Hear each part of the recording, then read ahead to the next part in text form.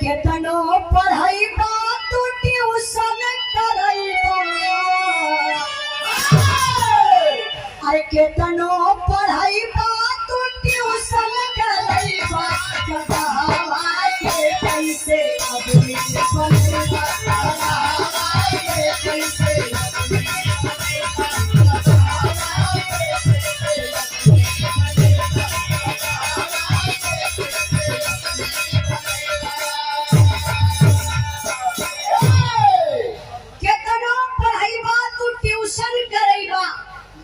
गदहवा के कैसे आदमी बनेगा। अगर गदहा के सामने ले जाए के केतनो बड़ी पोथी पतरा रखी दा ओके कुछ हो ज्ञान ना बा। लेकिन कभी जी अगली लाइन लिखत हो बाहर ना चल के मास्टर साहब हमन मेन लाइन पर आ जाए। मेन लाइन का बा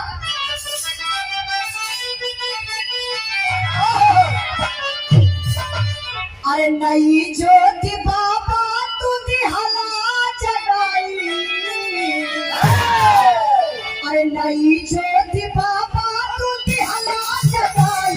करमिया हो तो हर जग जगाई, करमिया हो तो हर जग जगाई।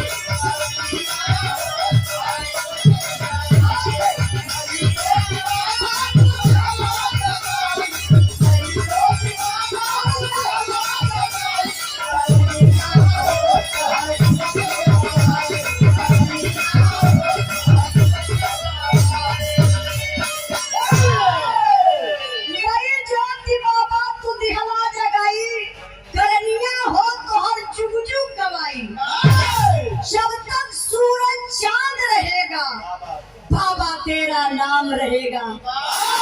बाबा का नाम मिटने वाला नहीं है।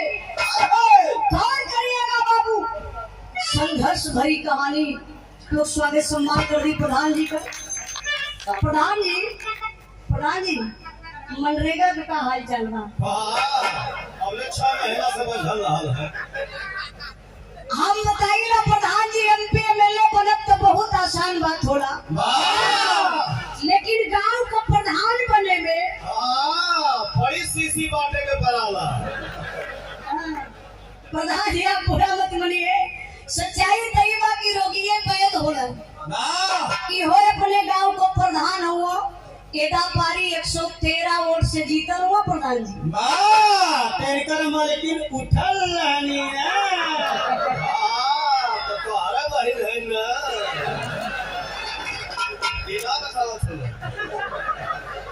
बड़े प्यार से कहते हैं मैं एक ही